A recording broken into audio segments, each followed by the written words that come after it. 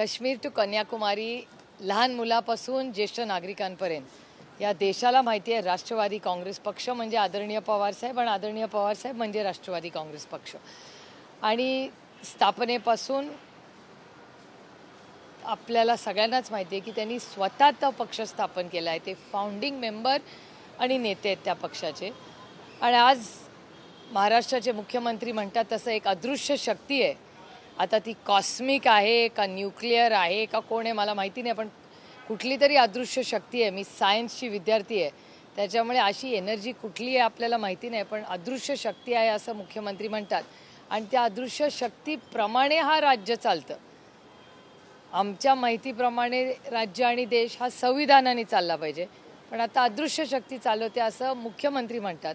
त्याच्यामुळे बघूया आपण संसदेत जर तुम्ही सगळे आमचे कागदपत्र बघितले तर अर्थातच आणि वास्तव जर बघितलं तर हा पक्ष आदरणीय पवार साहेबांचाच आहे. आता आर्ग्युमेंटमध्ये पण ज्या काही गोष्टी झाल्या त्या आम्ही अतिशय पारदर्शकपणे मांडलेल्या आहेत. सगळी कागदपत्रही आम्ही दिली आहेत.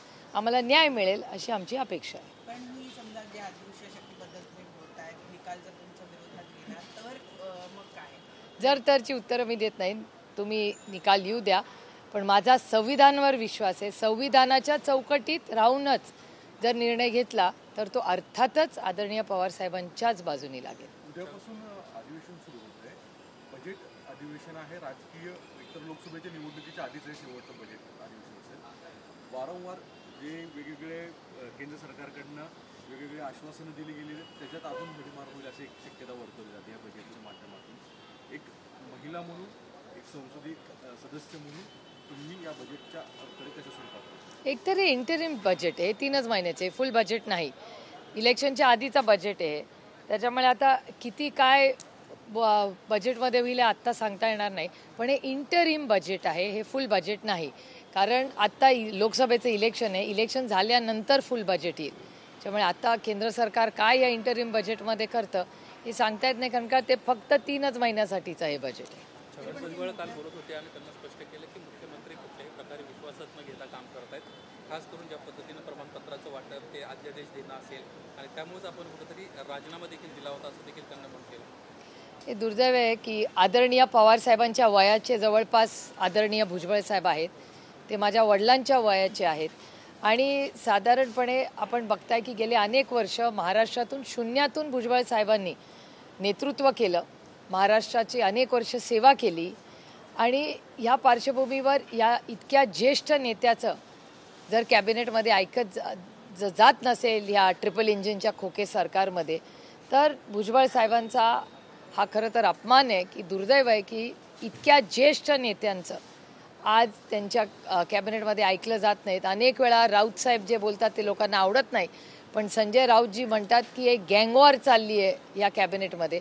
कदाचित आमचे ज्येष्ठ ज्यांच्याबद्दल आम्हाला प्रेम, आदर, विश्वास आहे, माझ्या वडिलांच्या वयाचे आहेत जवळपास ते, अशा माननीय आदरणीय भुजबळ साहेब यांच्यावर हा अन्याय होत असेल तर हे अतिशय दुर्दैवी. अंतर्गत त्यांचं काय मला माहिती नाही, पण भुजबळ साहेबांना सातत्याने ज्या गोष्टी कॅबिनेटमध्ये त्यांना मांडता येत नाहीत त्या भुजबळ साहेबांना कॅमेरामध्ये येऊन मांडाव्या लागत आहेत. ह्याच्यातच या ट्रिपल इंजिन खोके सरकारचं अपयश आहे. आणि दुर्दैवी आहे की एवढ्या ज्येष्ठ ज्या माणसांनी उभं आयुष्य महाराष्ट्राची सेवा करण्यात दिलं अशा भुजबळ साहेबांचा जो अपमान हे ट्रिपल इंजिन खोक्याचं सरकार करते, पुन्हा पुन्हा दाखवते की हे अतिशय असंवेदनशील सरकार आहे.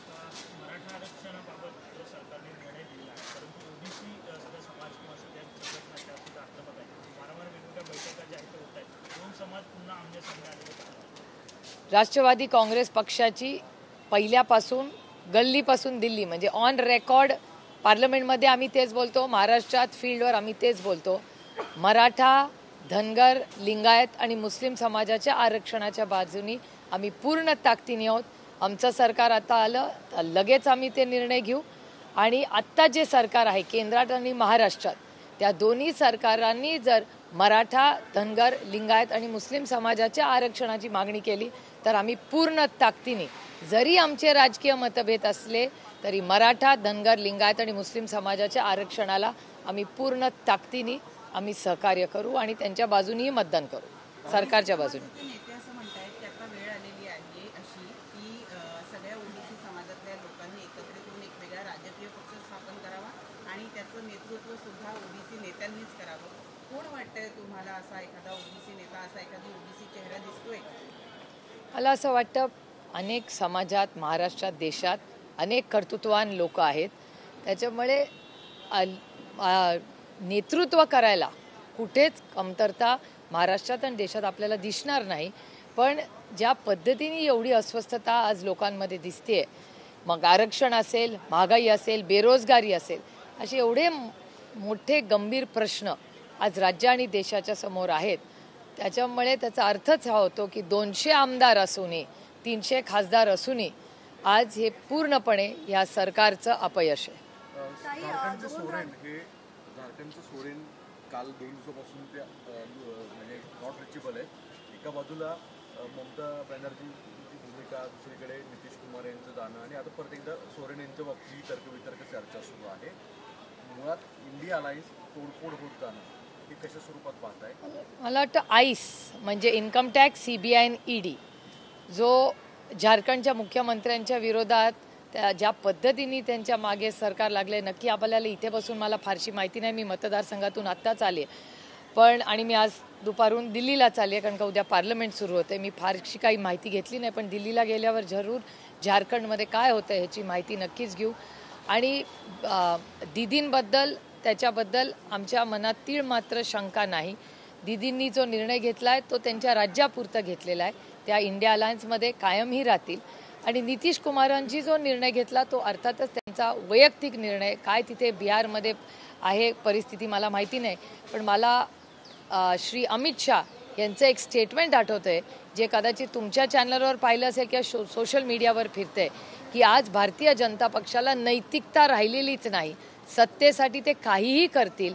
त्यांचेच वरिष्ठ नेते अमित शाह असं म्हणले होते की आम्ही आयुष्यात कधीही नितीश कुमारांबरोबर आघाडी करणार नाही. हे मी म्हणलेले नाही आहे, सोशल मीडिया आणि चॅनल्सवर अमित शहांचं स्टेटमेंट फिरतंय. त्याच्यामुळे मला असं वाटतं नैतिकता ही भारतीय जनता पक्षाकडे होती, ती पूर्णपणे ह्या नवीन भारतीय जनता पक्षाने घालवली आहे. आणि सत्तेसाठी मग भ्रष्टाचार असू दे किंवा नैतिकता हे सगळे विसरून काही करा, आईस करा. म्हणजे इन्कम टॅक्स, CBI, ED तोड फोड, पक्ष फोडा, घरं फोडा, पण सत्तेत राहा. हेच आता भारतीय जनता पक्ष आपल्याला करताना दिसतंय. काही 2 राज्यांची सत्ता बदलण्यामागे भाजपच्या 2 नेत्यांचा हात असल्याचं सांगितलं जातं आणि महाराष्ट्रात सत्तांतर देवेंद्र फडणवीस यांच्यामुळे झालंय तर बिहारमध्ये सत्तांतर विनोद तावडे यांच्यामुळे झालंय. याबद्दल तुमची काय? तो भारतीय जनता पक्षाचा अंतर्गत प्रश्न आहे पण थोडंसं क्रेडिट आपण आईसला पण देऊया. आईस म्हणजे इन्कम टॅक्स, CBI आणि ED त्यांनाही थोडंसं क्रेडिट द्यावं लागेल आपल्याला.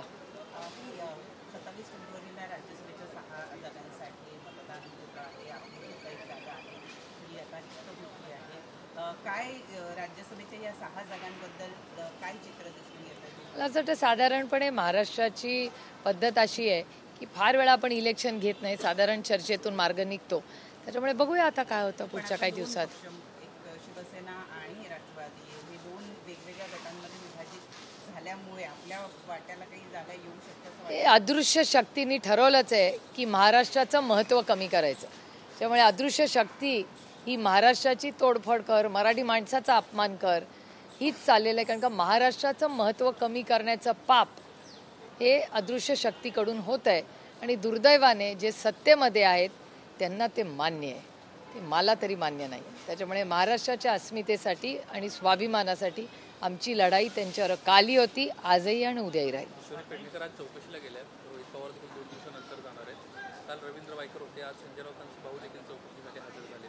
तिकडे उत्तर प्रदेशमध्ये लालू प्रसाद यादवांची चौकशी झाली, आज तेजस्वी यादव चौकशी बिहारमध्ये. हे खरं आहे की जर त्यांचं एवढं अलबेल आहे तर मग आईसची काय गरज आहे? इन्कम टॅक्स, CBI आणि ED. आईस विरोधी पक्ष म्हणलं की आईस आणि त्यांच्याकडे गेलं की वॉशिंग मशीनमधून माणूस निघून घेतो. त्याच्यामुळे दुर्दैव की न खाऊंगा न खाणे दूंगा, भ्रष्टाचार मुक्त भारत करायच्या ऐवजी तेच सगळ्यात जास्त भ्रष्टाचार आज कुठे असेल तर तो भारतीय जनता पक्षात आहे. आणि अशी भारतीय जनता पक्ष नव्हता. हा नवीन जो गेल्या 10 वर्षातला भारतीय जनता पक्ष आहे तो पूर्णपणे भ्रष्ट आहे हा माझा आरोप आहे त्यांच्यावर. कारण त्यांनी ज्यांच्यावर आरोप केले ते सगळे लोक जर विरोधात राहिले तर त्यांच्यावर आईस आणि त्यांच्या बाजूनी गेले तर त्यांच्या केसेस या पूर्णपणे काढल्या जातात. प्रकाश आंबेडकर वंचित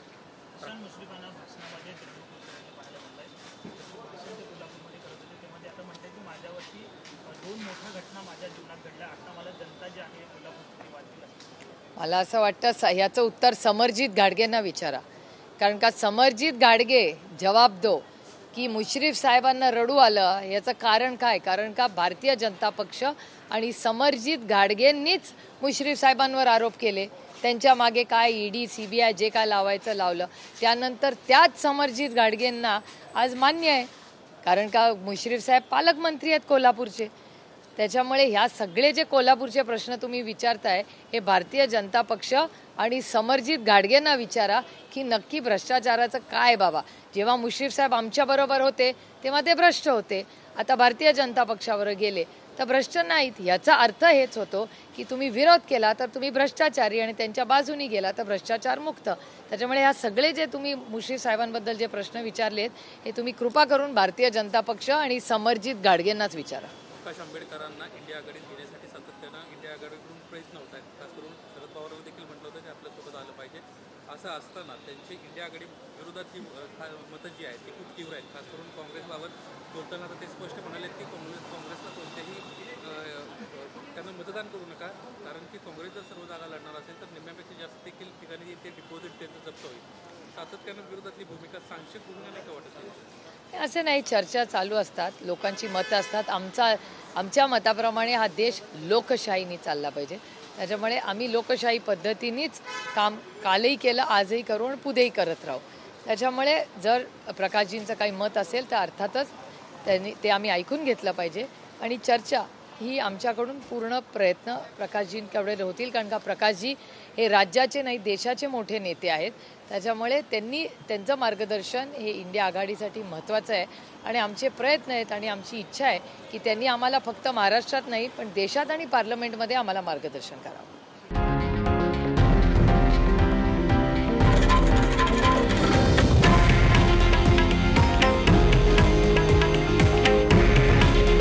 हे आहे देशातील नंबर 1 न्यूज नेटवर्क आणि आपण पाहत आहात TV9 मराठी. काळजी तुमची, हित महाराष्ट्राचं.